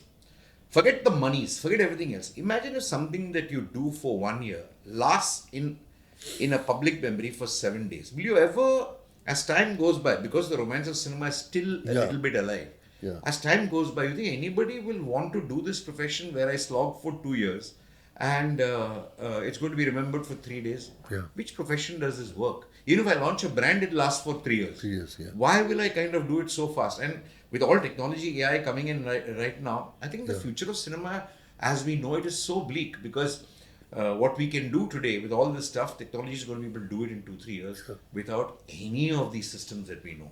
So the entire industry will all be together and eating only. They won't be able to do anything else. Because there will all be so much camaraderie and nothing else. Yeah, correct. This technology is going to take it over. But I feel we don't celebrate as an industry, we don't celebrate enough. Yeah, correct. We are very happy when somebody flops because we are not succeeding. Correct. Because when they flop, you don't gain anything by their flop. Yeah. Because you don't succeed because they're flop. Correct.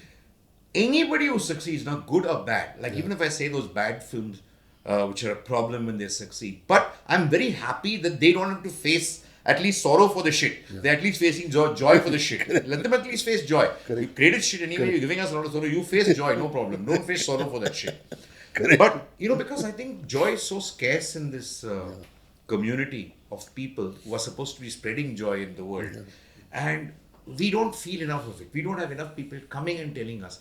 Nobody kind of talks about a film. If you like a film, unless it's a box office hit where people say, wow, wow, wow, wow. That has got nothing to do with anything else. But if you really love a film, how often do we take the pain to call the person, talk about the film, message the person saying, this is what I loved it. Can we get a group of people to watch it? Can we push people to watch it? We don't make the efforts in the damn industry to make people even watch. There was a film by Sonali Bose about A Fly on the Wall. It's one of the most stunning pieces of work I've ever seen. Came. People don't even know, people don't even want to spread the word about how people are reluctant to come and watch the damn stuff. I'm pushing. I have nothing to do with the film, but that kind of experience I've never had. So to share that experience for people, and people are so tired, kya ek aur film hai? Nobody, that awe which we used to have of film, that's gone. Correct. You're not even interested in a new film coming. Correct. Patal Lok 2, which is actually sensational, which is brilliant, beautifully. Yeah, social media, it's all being shared and everything else.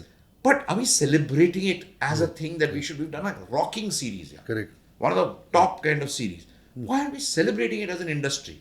Why is the film industry not celebrating Patal Lok 2? Why does Amazon have to celebrate? Correct. Why does the thing? We created something. Sure, It doesn't belong to a particular. They all belong to. Oh, it's not my production. It's not their channel.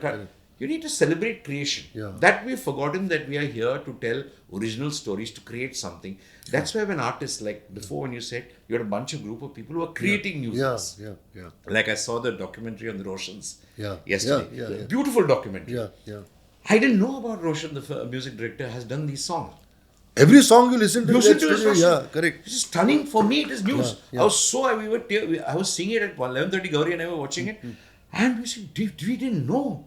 I mean, what is this? These are the Camaraderie. This is what Sahir Udyan did. And these are famous songs. I didn't even know was done by Roshan. Correct. I didn't know Rajesh Roshan had done so many of these brilliant stuff which he's done. Correct. What Rakesh Roshan, these are beautiful. It's one of the best documentaries of how we should start kind of going into cinema and respecting people. Not just the gossip that you hear, the things they've done to other people. For what they have created. Respect people for what they've created. I was telling Shashi Ranjan, who's directed that show, that you have given a library to the people of next generations to come and watch the contribution of these great people in the industry. You know, sir, the tragedy, the problem which I really want to share with you in this is that आप भी face करते होंगे कि ये documentaries का, ये चीज़ों की इतनी ज़रूरत हो गई है अभी इंडस्ट्री में, हम लोगों के बीच में, कि हमारे जो लोगों ने जो कंट्रीब्यूट किया है सिनेमा को, जिसकी वजह से इंडस्ट्री है, सिनेमा इंडस्ट्री है, चाहे वो राज कपूर हो, चाहे वो गुरुदत्त हो, चाहे वो विजयानंद हो, चाहे वो मुखर्जीज हों, चाहे वो Kamal Ahmed, all this great film makers, और आज की जनरेशन के भी,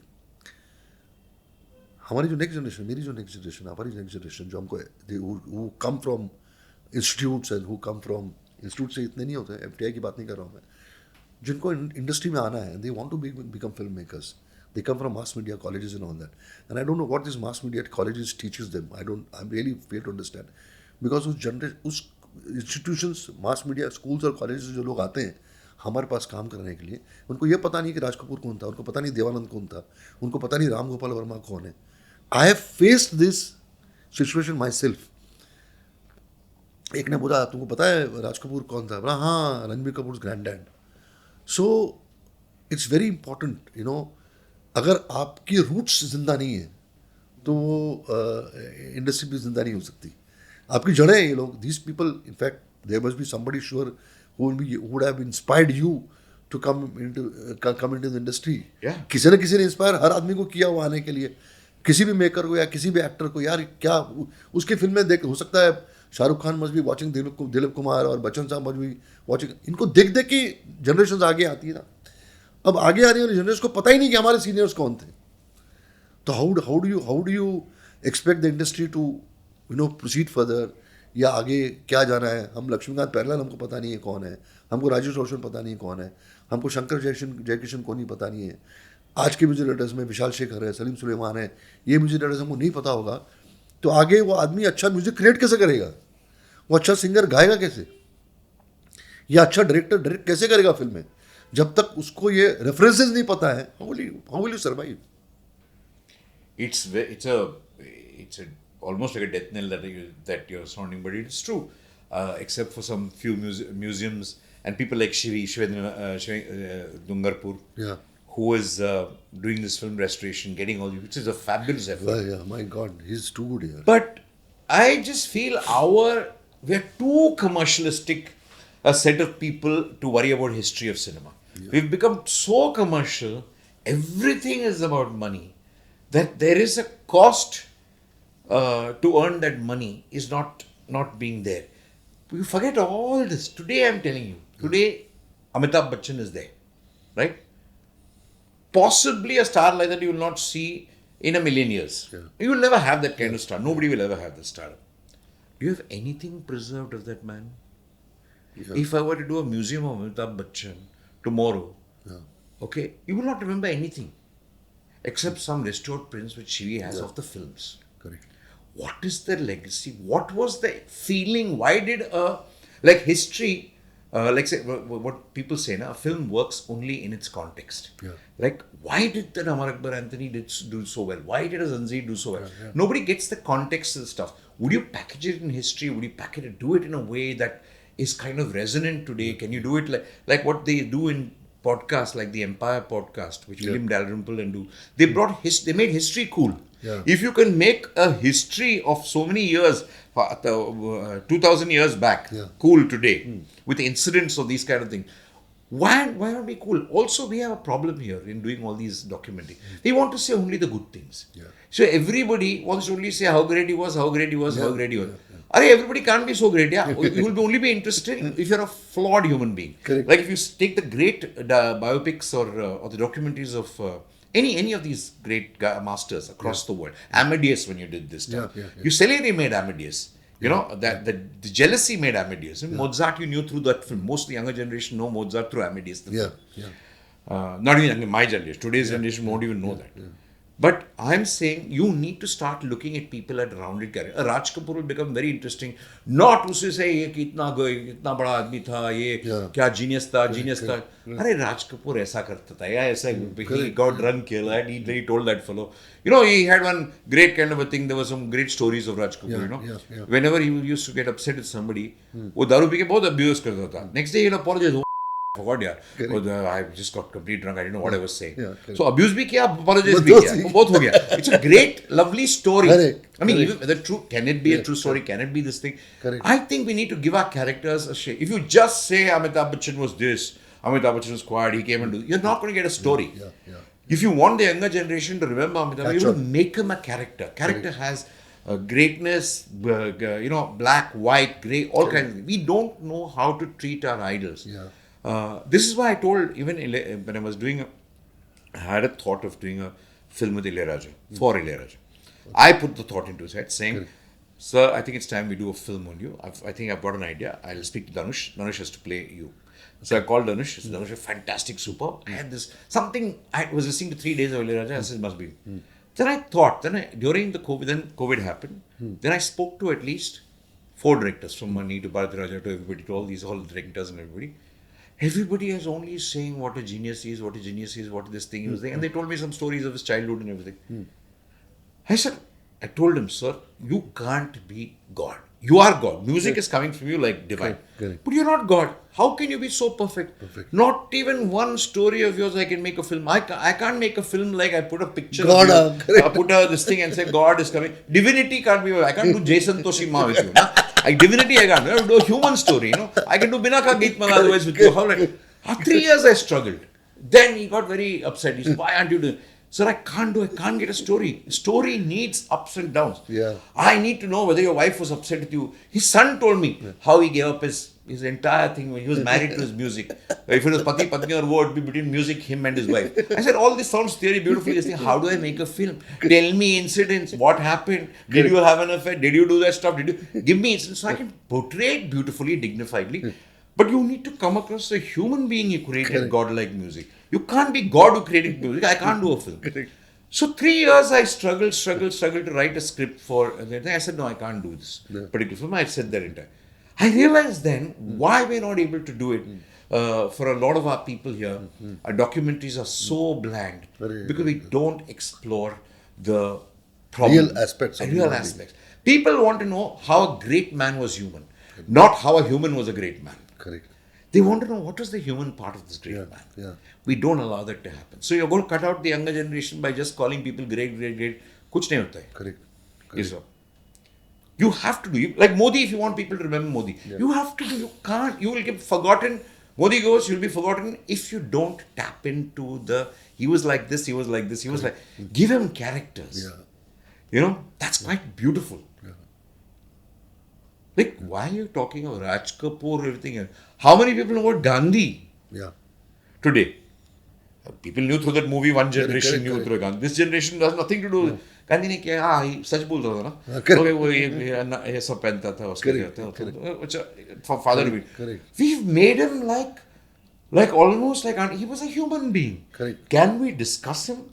Can we do in-depth analysis of Gandhi? Correct. It'll be beautiful because he was a truthful man. Why can't we speak the truth about him? His book has more things of the truth than what you saw speak about him. Correct. He has said so many things. We don't have the guts. Different shades. है ना? Different shades. As an industry, we're not evolved to do documentaries. We're not evolved to preserve history.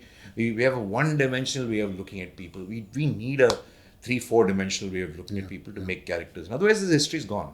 We're going to just lose the feelings along with each one of us. They're not interesting. You're leaving boring things for the next generation. You're not making them interesting. Yeah. So that's why they're not at fault. They're not at fault. What's future? Sir जी, क्या देखने को मिल रहा है आपको? How do I make this be a part-time profession again? It's what I'm trying. I want to do something, man. I can't keep thinking one idea after the other. correct. I'm not going to make it a passion. I just want to make, really, I feel, I wish I could spend the rest of my life. I really want to focus on making this a part-time profession. But I'm writing something. But I want to write something else for something else. Yeah. Maybe I want to just,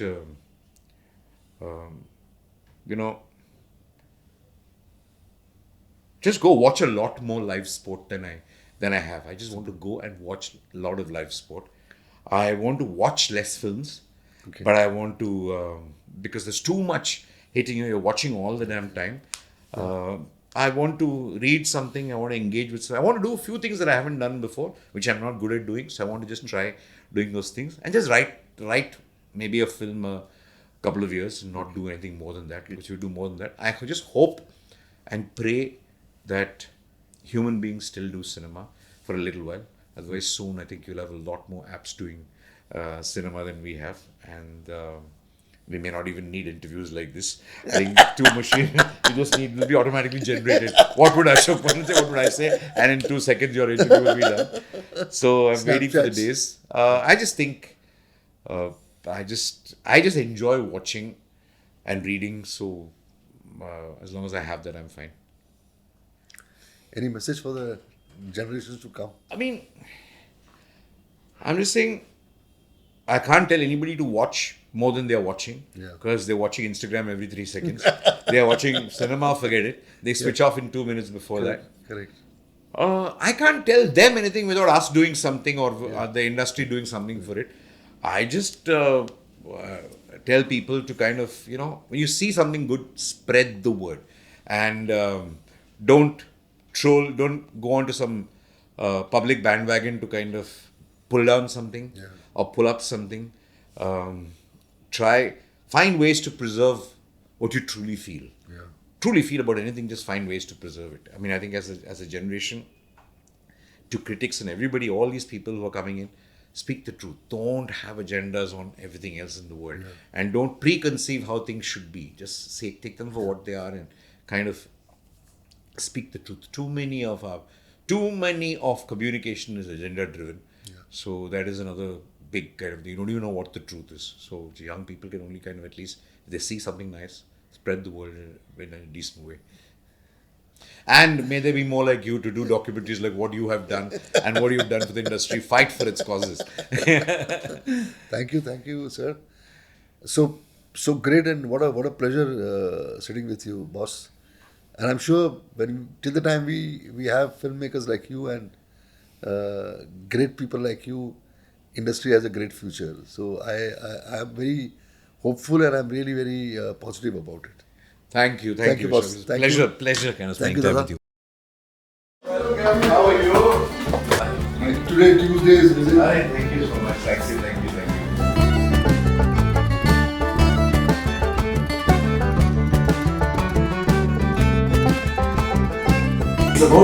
It's about making cinema more exciting today.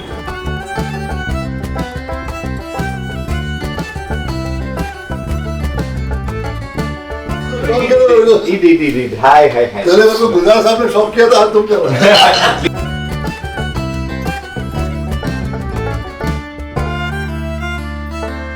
That gave me the mark. दो directors बैठे तो Very entertaining. और जब एक दूसरे का fan होता है तो बात अलग होती है.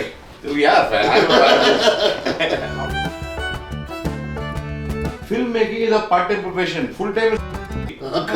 Correct.